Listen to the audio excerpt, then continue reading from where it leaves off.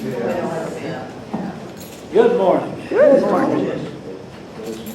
After staring hour after hour at the screens of televisions, movie theaters, and computers, we may lose our sense of who God is. Even more troubling is when we allow all these things to divert our attention from how God works in our lives. One reason Jesus came to earth was to proclaim God's name. With his life, death, and resurrection, Jesus did just that, inspiring his followers to declare God's name as well. Determine whom you are going to tell this week about the wonderful things God has done for you and your family.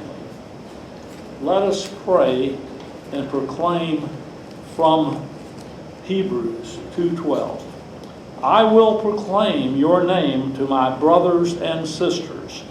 I will praise you among assembled people. Amen.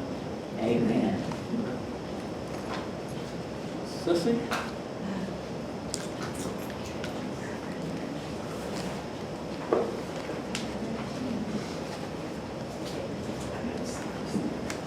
This is going to be a surprise lesson. I'm surprised because I thought Janice was teaching today. I do make it a habit of always reading the lesson, though, so I've read it. But there's a difference in reading and studying for teaching. It is a delightful subject. The title of it is God's Ultimate Messenger. We have schizophrenic literature. All of the literature doesn't agree with the International Sunday School lesson, which I depend on using. I use the Cook's International lesson every time I prepare for a Sunday School lesson. It's a tremendous resource, encyclopedia, and it helps me look like I know something sometimes. But at any rate, that lesson, the lesson for today in Cook's and the lesson today in our book is two different things. So when I studied for the lesson, I studied the wrong literature. But this is a delightful topic, and I think we will enjoy just probably, maybe you can join in and do a little teaching as we go by. The lesson title is God's Ultimate Messenger.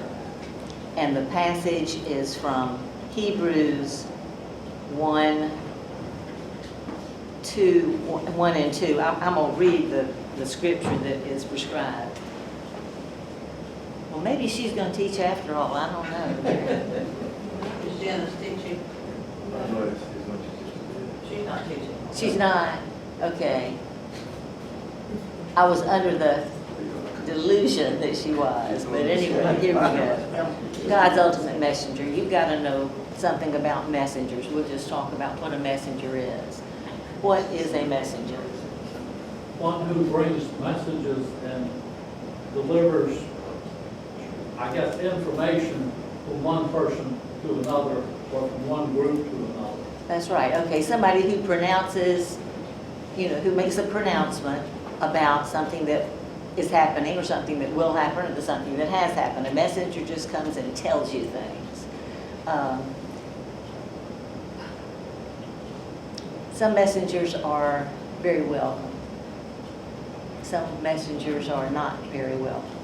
Some of them are, the ones that bring, some blessed are the feet of those who bring good news. We are glad and we're made happy about messengers who bring us good news, and we are very often hurt or sorrowful over messengers that bring us sorrowful news or bad news. The lesson focuses, I believe, on all the messengers that are in the scriptures, the messengers that God has sent. And unfortunately, some of it's good news and some of it's bad news. But we have the ultimate, and in fact, a lot of times the prophets who were messengers had the good news and the bad news. They would tell you what was going to happen if you didn't straighten up and behave yourself. If you weren't, this was if you don't do this, you were going to suffer some consequences. That was one kind of a messenger. The ultimate messengers were, of course, Isaiah, Jeremiah. They were terrific. They prophesied everything from their own time until the end of times. And we can read Isaiah with amazement that he could see us today and where we are and what we're doing. And so could Jeremiah. They were tremendous messengers. Daniel was a messenger. They were all preparing us for the ultimate messenger. And of course, the lesson today is about the ultimate messenger. And it's kind of like, I've sent you word before, I've told you what you need to do, and you didn't do it. I sent you somebody else to tell you you need to do it.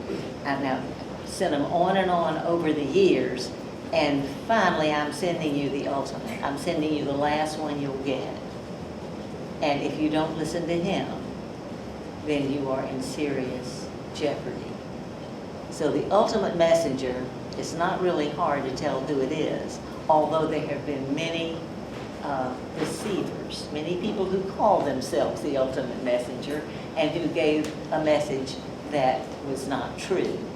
But the ultimate message, and the message that we can depend on, is the one that came through Jesus Christ. He was the ultimate messenger.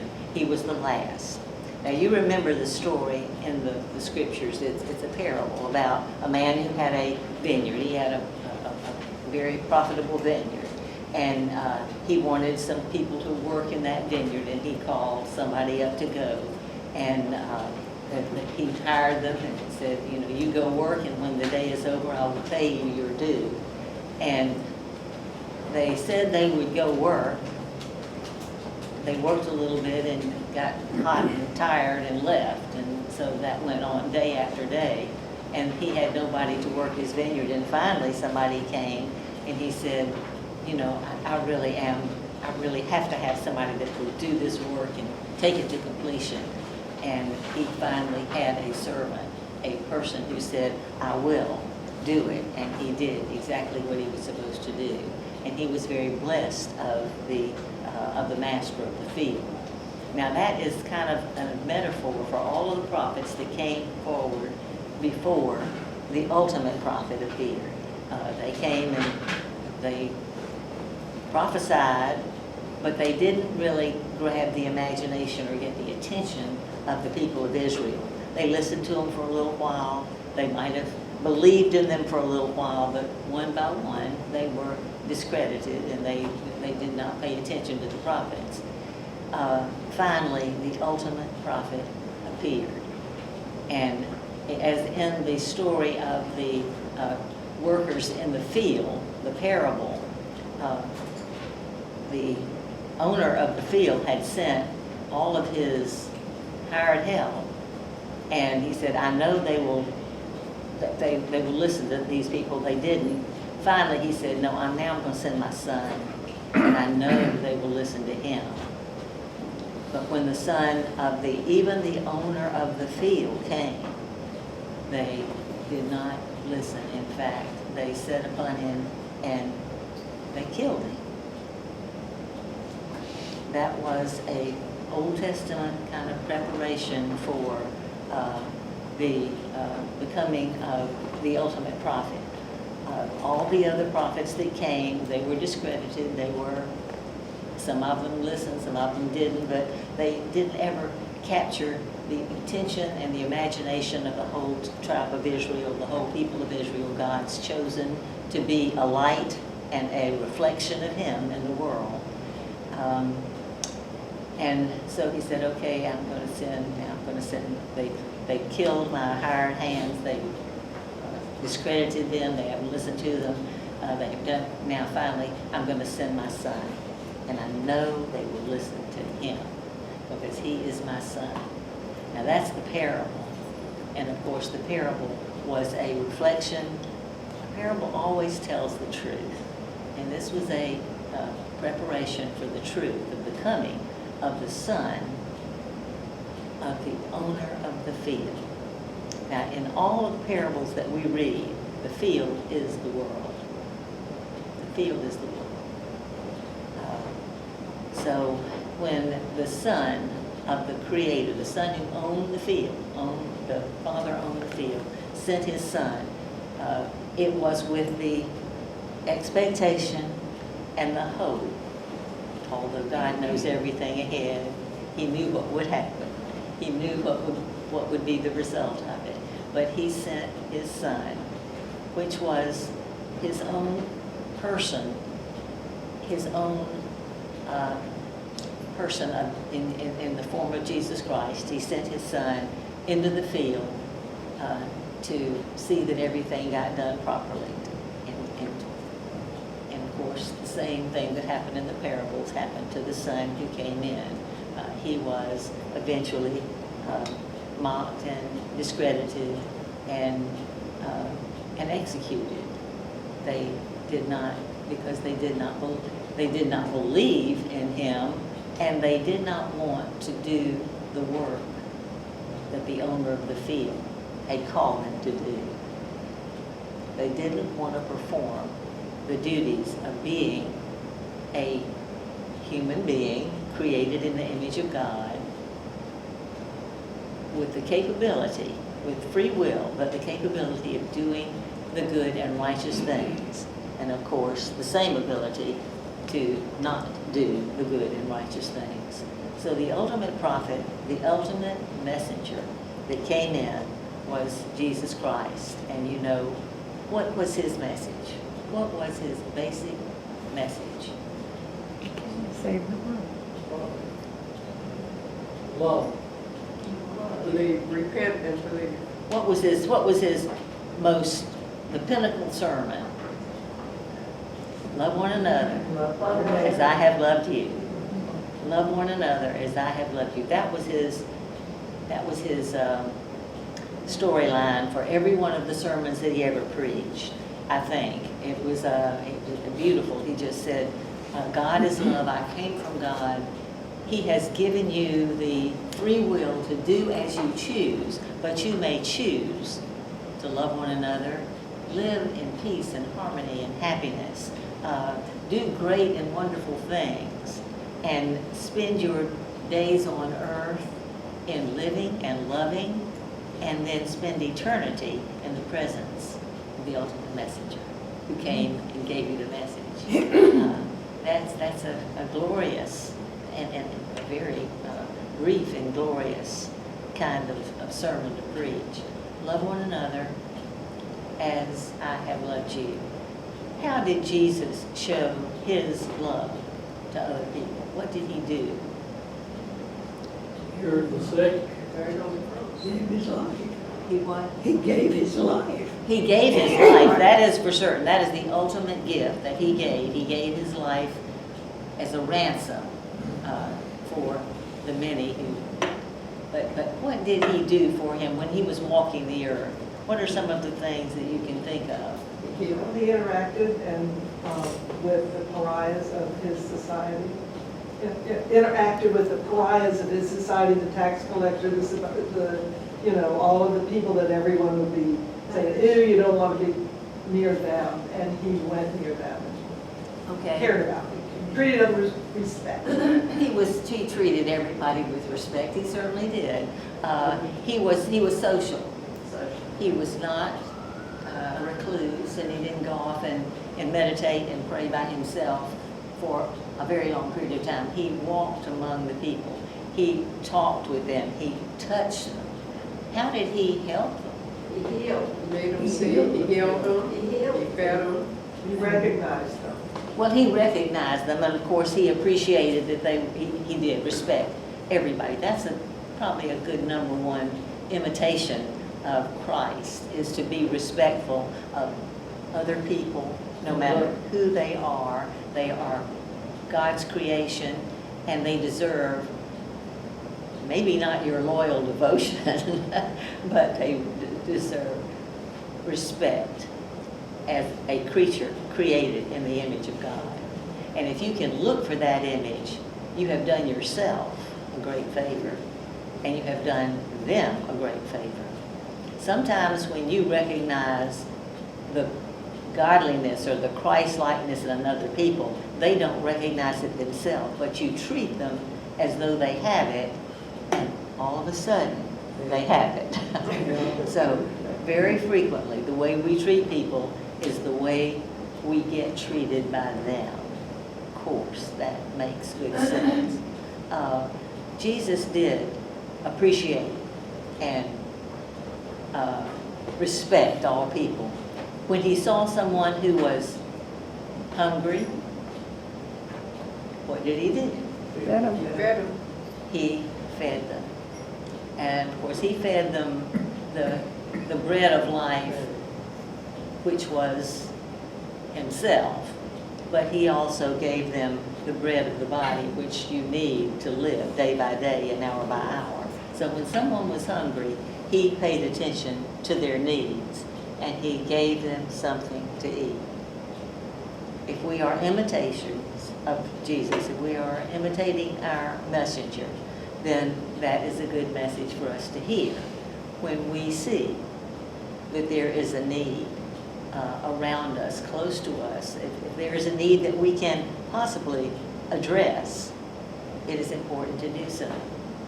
Important for us to do, and for us not to judge for whom we do it.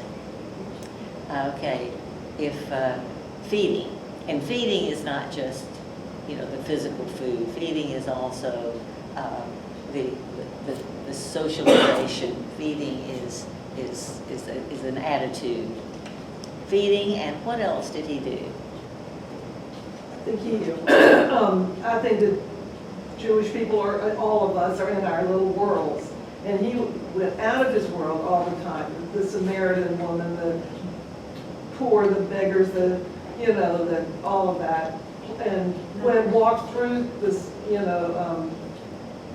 places you work. But I think the main thing that is interesting to me about him is that he didn't stop on the middle of town and talk. He was always going off and people were following him. And he had to turn around and speak to them. It's not like he was, the center of attraction. He was always trying, it seems like, getting away, and people were... Okay, you're saying something that was really important. Jesus was available. He was available. He was not too busy, no matter what he was doing. He was about his Father's business when he was tending to the needs or the wants of other people. So he was feeding them. He was respecting and socializing with them. He was also teaching them, not just by the words that he used, but he was teaching them by his behaviors. I think we teach people mostly by our behaviors and not necessarily by what we say. But he was teaching, and he was listening. I think he listened to what their needs were. He listened to them. That's part of respect, though. But to respect for everyone and meeting the physical and emotional needs of those that we come in contact with is being like Jesus. That's a new word in today's modern religious settings, teaching. You don't hear preaching anymore. They teach. Well, That's in a lot of, first I'll he say, brought big in- box churches. Yeah, I think you were saying something very important. Nobody is a preacher. Nobody has the status to be a preacher. Jesus did. He had the status because he had not made the mistakes he was preaching against. He had not done. So he was if we ever had a preacher, he could have been it. He could have preached and had all the authority of his behavior behind it. Teaching is what we do when we're not preaching. Teaching is what we do when we walk through the parking lot, or walk through the grocery store, or, go sit down in the movie. Whatever you are doing, you are teaching somebody. You're teaching either politeness and good manners, you're teaching love and compassion, or you're teaching the opposite. And nobody forgets those lessons. They become embedded in the person. And no matter what, you can't unteach. That's very hard. So your prayer life ought to include in it, Lord, give me the ability to represent the Christ I claim. Help me to present him in such a way that it draws others to him. Help me deliver the message of Jesus, that he is love and salvation and eternal companionship. Help us to deliver that message even if we don't have a podium to stand up and speak it. Help us to deliver it as we walk through our daily lives. Help us to deliver if someone's hungry. Help us give them something to eat. If they are sick, help us give them some kind of care or help them to receive it. If they're naked, that's when Jesus talked to his disciples. He was preaching to the crowd. He said, I was hungry and you fed me. I was thirsty and you gave me drink. I was sick and you tended to me. And they said, Lord, when did we ever do that? And what did he say? Do it to the least of it. If you've done it to the least of these, my brethren, you have done it unto me.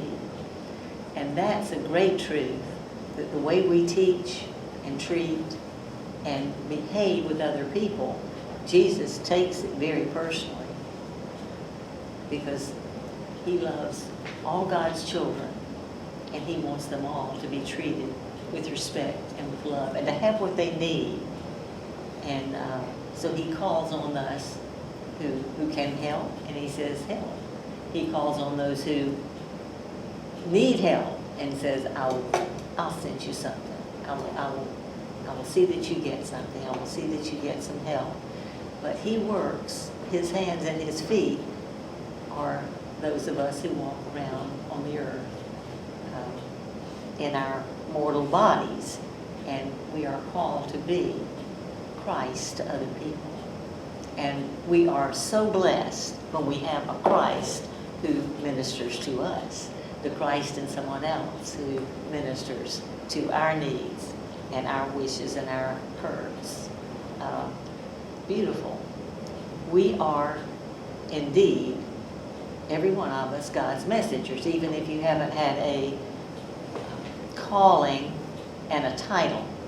You are a messenger of Jesus Christ. You are a messenger of the Christian church. You are a messenger of, in many ways, Southside United Methodist Church. If you're here and you're participating, you are a messenger that goes out from here.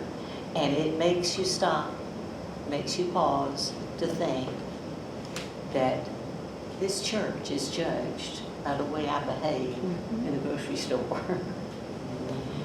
This church is, this denomination is very likely to be judged by my conversation and my opinions about something, and whether or not those opinions agree with the love and the compassion of Jesus Christ. If they don't, probably ought not to be speaking. You really do, as I pause to think about it, everywhere you go, you are a missionary. Everywhere you go, you are a messenger of anything that is known about you speaks your message. And so, it does make you pause and think how important it is to be like Jesus, and that is to be respectful, to be helpful, to be loving, to be giving, to be compassionate. Those are all characteristics of the Christ that we adore and the Christ that we claim. And there isn't much room to do anything else. There's not much room to be disgusting. There's not much else room to be so selfish that we cannot attend to the needs and wants of those people around us, those people we see. So this is the ultimate messenger, no matter who else comes with a message. And there are a lot of messengers out there that you don't necessarily need to listen to. Those that have the message, the same message that Jesus had, and you know it, if they have that message, you can listen to them and agree with them and even applaud. But if there's a different message, I know the revelation is very strong in its advice to us about not listening to those who do not agree with the truths of the Bible. You don't have to open your doors, you don't have to let them in, you don't have to listen to them. You don't have to be impolite, you don't have to be ugly. You can just excuse yourself from their presence and say, this is, I have something else I must do right now. And I don't know how many of us are brave enough to go into the arena to try to correct someone else. I'd rather invite them to come be corrected by somebody else. And just hope and pray that my testimony is in my behavior. And if I don't need to defend it any other way except to continue to try and be the Jesus Christ that has come to me in a spiritual and a very real way and instructed me about the love of God and how one behaves when they believe that God is love.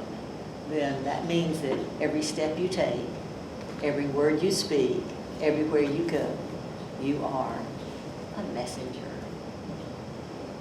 I can't help but think this morning about Jean Darr, and as she passed this week, that we saw a saint. She lived every day and every moment. I really got a few minutes, and I want to say something.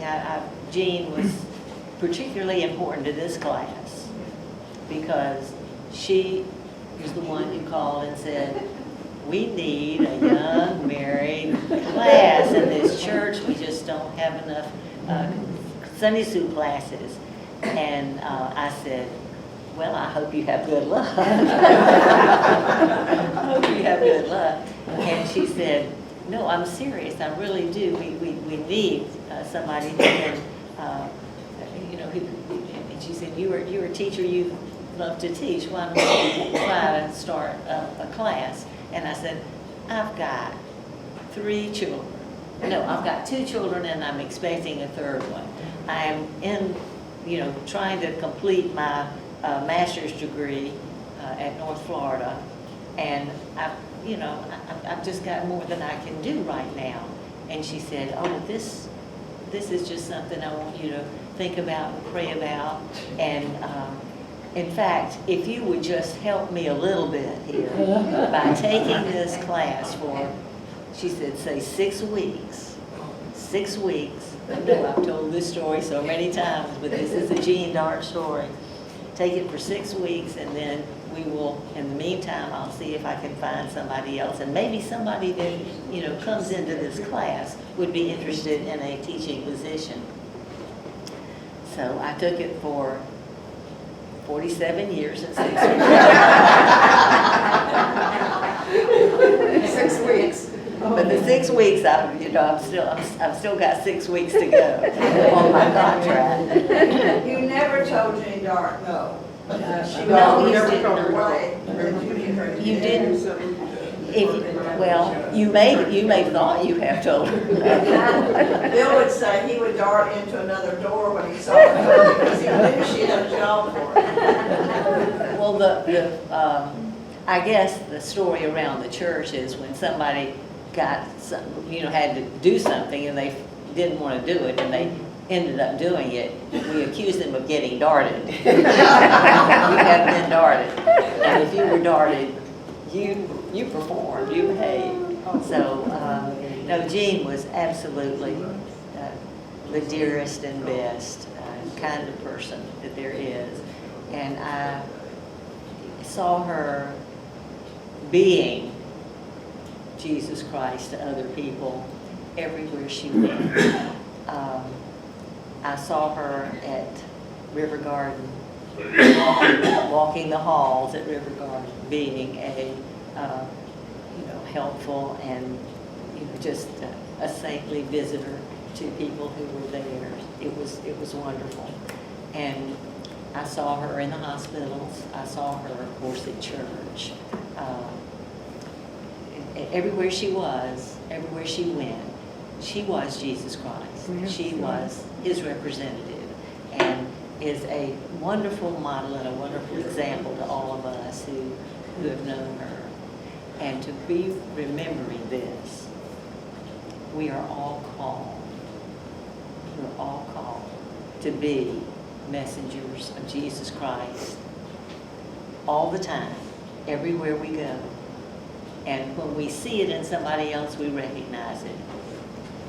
And maybe our prayer should be, Lord, help me reveal you to someone else. Help me be kind and good and loving as you are to someone else. Amen. It's because of Jean Dart I ended up in the Asbury class. I met her in the sanctuary restroom. She hadn't seen me before. I had just came, and she chased me up here. And when Patrick asked me where I was going, I says, I don't know, this lady here said to follow her up to a Sunday school class. So she marched us, he followed me and I followed her. She marched me up here to this Asbury class. Said that you was a wonderful teacher and the class was loving and this is where we should be. Amen. And that's where we came and that's where we sat. And every We time are she would grateful see for me, she Jean. would ask me if I went to That you Sunday school class, came yeah. here to us, and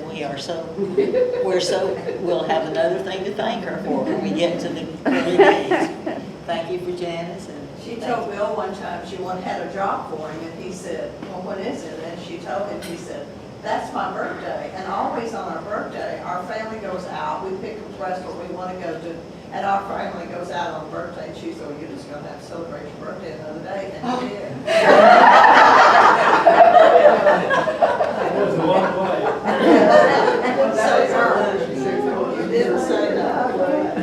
Well, about 4 years ago, I used to volunteer down at Hendricks Avenue Elementary School during the day, and I ran into her down there. And she was working with third graders who were from homes whose parents never read to them. Yes. And, there's a whole body of research that children who are read to as toddlers, infants and toddlers, and preschoolers learn to read more quickly and better, and are better readers. And she was, like 3 or 4 years ago, she was down there a couple mornings a week, working with children that the teachers had identified had not been read to as toddlers. Jean was an exceptional teacher She was. herself, and I believe she was at one of the most important and critical times in a child's life to be in preschool, to be the preschool and kindergarten level. All of our children went to preschool here and had her as a teacher, and it was wonderful. You could just see the love that she had for these little third graders that were just struggling. She was also a charter member here. Pardon? She was also a charter member. I was surprised to see that. Well, I don't think we will ever forget Jean as long as we are walking around to remember her and remember how much God's messenger she was, how Amen. much like Jesus Christ she was, so she can be, an example and an inspiration. Even though she's not walking among us, she is watching us. I know that. And she's saying, I told you. And we'll remembered what Jean told us, but more what she demonstrated to us. And again, we'll say thank you, Jean, that I stood up here this morning to talk to this class. It has been absolutely a great joy for 6 weeks. 6 weeks, 6 weeks, still going. And 47 years. 6 weeks is still going. Well, we are so happy you made that commitment, Sissy. And thank you for a really timely surprise lesson today.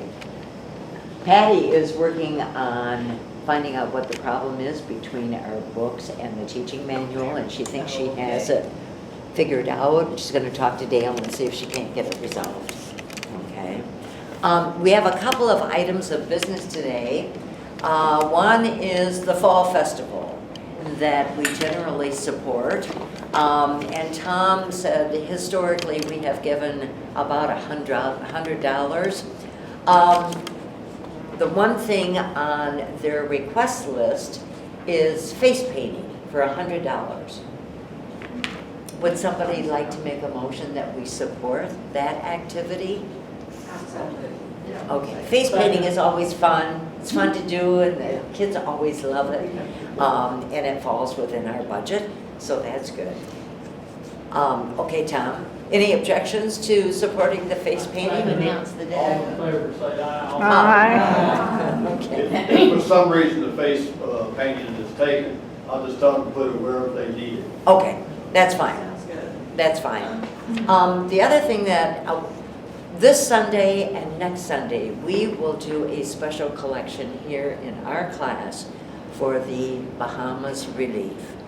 And it will go through the Methodist Church, and it will be administered by our church.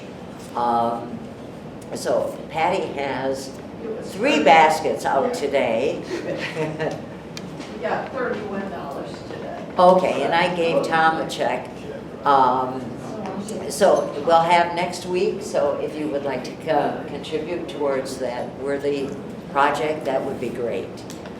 As usual, if you want to make a check, make it out to Tom or Thomas Butler, Okay, if we don't have an account. Yeah.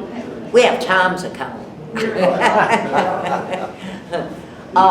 The other thing is Hendricks Avenue Elementary Prayer Partners. Betty, bless your heart, you found 3 prayer warriors to work with the first grades. Thank you very much for taking care of that. They also asked if we wanted to send a special treat at Christmas, Easter, or the end of the school year. Is there any discussion about that? What is the issue? Maybe we could leave that up to the younger people, since we do the bereavement all the time. It's just Does anybody object to that? not too. No. Okay, and we do support Madison Ranch Yeah. at Christmas time and during the year. Okay, thank you, Betty, for taking care of that. All right, October 13th, Sunday, 2 weeks from today. Please invite somebody to our Sunday school class. We're going to have apple cider, we're going to have cinnamon donuts, and we're going to have banana bread and Pumpkin bread. pumpkin bread, that's right, we're having pumpkin bread. And hopefully we have a piano player, so we sound better. I do have invitations here, so if you see somebody in church that you would like to invite, please do so. we'll make it out. Yeah, we already gave ours out. Okay, We well, got I have a couple more here. Additional two. Yep, I'll put them right here and you can just pick them up. Christmas party. We are working on, we do know when the Family Life Center is available in all its glory. And we're trying to get the caterer for the 10th of December. But more next week. Marilyn is working on the caterer. But I did clear the date with the church, and it will be decorated for Christmas. Pardon? What day of the week? That's a Thursday. Thursday is Yeah. usually. Yeah. There were 3 days that were available, and that seemed to work out the best, so we're just checking with the caterer to make sure that works out. Is there any other business? Okay, Bill, leave us laughing.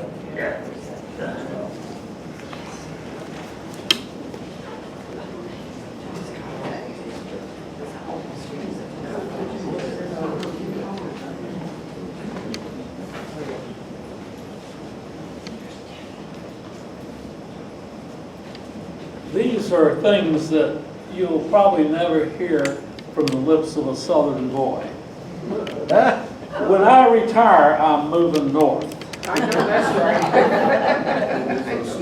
Oh, I wouldn't really dare. She's only 16. I'll take Shakespeare for $1,000, Alex. You know, the game show. Duct tape will not fix that.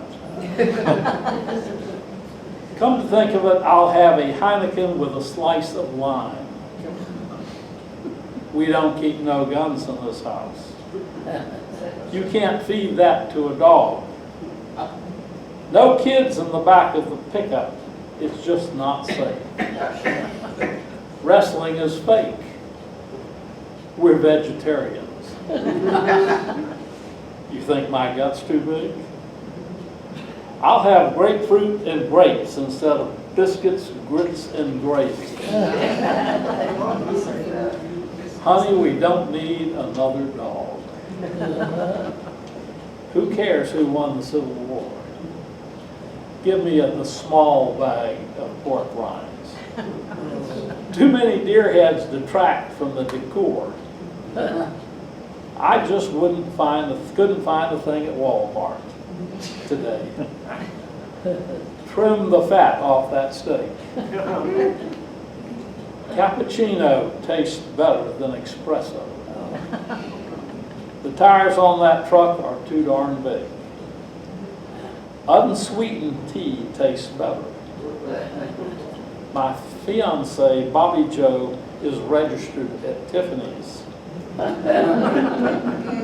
I've got 2 cases of Blue Moon iced down for the Super Bowl. She's too young to be wearing that bikini.